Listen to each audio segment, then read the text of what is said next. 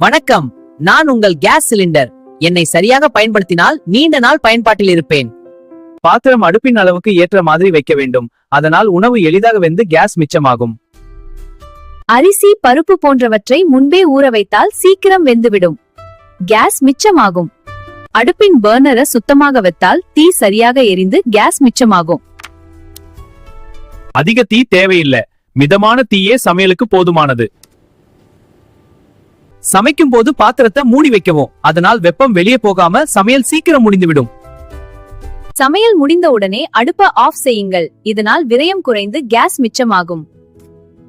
தேவைப்படும் நேரத்தில் pressure cooker பயன்படுத்தினால் உணவு சீக்கிரம் வெந்து கேஸ் மிச்சமாகும்.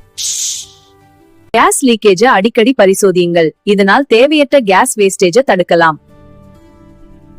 கேஸ் விரயத்தை தடுப்போம், கேஸ் சேமிப்போம், பணத்தை மிச்சப்படுத்துவோம்.